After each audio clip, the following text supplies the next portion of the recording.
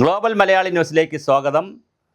അമേരിക്കയിലെ ജിയോ പൊളിറ്റിക്സിനെ വേർതിരിച്ചുകൊണ്ട് നട്ടം തിരിച്ചുകൊണ്ട് ഒരുപാട് പ്രതിസന്ധികൾ സൃഷ്ടിച്ചുകൊണ്ട് അമേരിക്കൻ വലതുപക്ഷ യാഥാസ്ഥിതിക രാഷ്ട്രീയത്തിൻ്റെ ഭാവി മുഖമെന്ന് ഒരുപക്ഷെ ട്രംപ് കഴിഞ്ഞാൽ അടുത്ത അമേരിക്കൻ പ്രസിഡന്റ് വരെ ആകാൻ സാധ്യത ഉണ്ടായിരുന്ന വ്യക്തിയാണ് ചാർലി കിർക്കിനെയാണ് അജ്ഞാതൻ വെടിവെച്ച് കൊന്നത്. അപ്പോൾ ഇങ്ങനെയൊക്കെ ചരിത്രത്തിൽ ചില സംഭവങ്ങളൊക്കെ ഉണ്ടാവും. വല്ലാതെ ഉയർന്നു വരുന്ന താരങ്ങളെ റെഡിയാക്കും. ട്രംപിൻ്റെ ഏറ്റവും വിശ്വസ്തനായ അനുയായി എന്നതിലുപരി യുവജന സംഘടനയായ ടേണിംഗ് പോയിൻ്റ് USA സ്ഥാപകൻ എന്ന നിലയിലും അമേരിക്കൻ മാധ്യമങ്ങളിലും സാമൂഹ്യ മാധ്യമങ്ങളിലും നിറഞ്ഞു നിന്നിരുന്ന അദ്ദേഹത്തെ യൂട്ടവാലി സർവകലാശാലയിൽ ബുധനാഴ്ച നടന്ന ചടങ്ങിനിടയിലായിരുന്നു അജ്ഞാതൻ്റെ വെടി. അങ്ങനെ അജ്ഞാതൻ്റെ വെടിയേറ്റ് ചാർലി കൊല്ലപ്പെട്ടു. ഡൊണാൾഡ് ട്രംപ് തന്നെയാണ് മരണവാർത്ത മാധ്യമങ്ങളിലൂടെ പുറത്തുവിട്ടത്.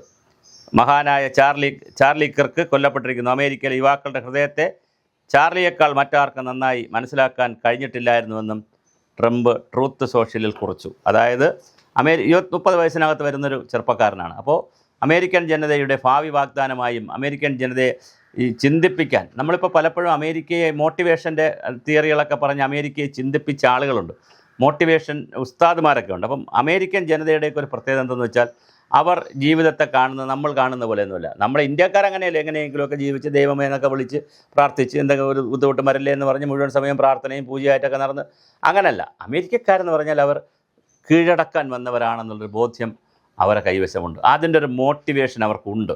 ഒരു കാലഘട്ടത്തിൽ മോട്ടിവേഷൻ്റെ സിദ്ധാന്തം തന്നെ അവർ രൂപപ്പെടുത്തി. ലോകത്താകെ മോട്ടിവേഷൻ തിയറി തന്നെ അവർ കൊടുത്തിട്ടുണ്ട്. അറിയപ്പെടുന്ന മോട്ടിവേറ്റർമാരെ അവർ സൃഷ്ടിച്ചിട്ടുണ്ട്.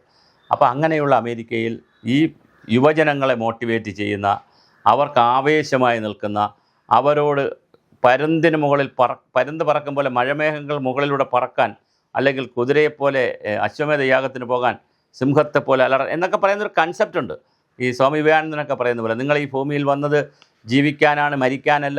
നിങ്ങൾക്ക് 2 കണ്ണ്, എനിക്കും 2 കണ്ണ്, നിങ്ങൾക്ക് ഒരു മൂക്ക്, എനിക്കും ഒരു മൂക്ക് എന്നൊക്കെ പറഞ്ഞിങ്ങനെ നമ്മളെ വളരെ ഭയങ്കരമായിട്ട് നിർത്തി ആവേശപ്പെടുത്തി നിർത്തി ജീവിതത്തെ ആഘോഷമാക്കാനും ജീവിതത്തിൽ ഒരുപാട് ചലഞ്ചസ് ഏറ്റെടുക്കാനും ആ ചലഞ്ചസിലൂടെ പുതിയ കാര്യങ്ങൾ സൃഷ്ടിക്കാനുമൊക്കെ ഉള്ള മോട്ടിവേഷൻ നടത്താറുണ്ട്.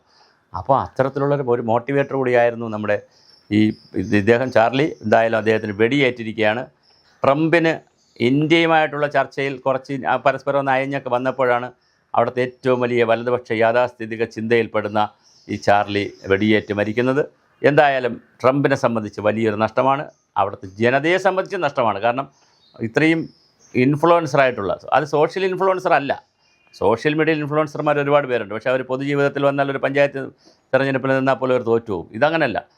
റിയൽ ലൈഫിൽ ജനങ്ങളുടെ ഒരാവേശമായിട്ടുള്ള ഇൻഫ്ലുവൻസറായിട്ടുള്ള ഏറ്റവും വലിയ വലതുപക്ഷ യാഥാസ്ഥികനെയാണ് വെടിവെച്ച് കൊന്നത്. അദ്ദേഹത്തിൻ്റെ രാഷ്ട്രീയത്തോടോ വലതുപക്ഷത്തോടോ യാഥാസ്ഥികത്തോടോ ഒന്നും നമുക്ക് അഭിപ്രായമില്ല. പക്ഷേ ഒരാൾ ഇങ്ങനെ വരുമ്പോൾ അതിനെ മുളയിലെ നുള്ളുന്നു.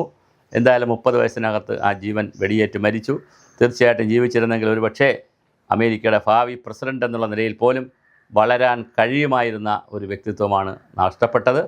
അതൊരു നഷ്ടം തന്നെയാണ് ട്രംപിനെ സംബന്ധിച്ച്.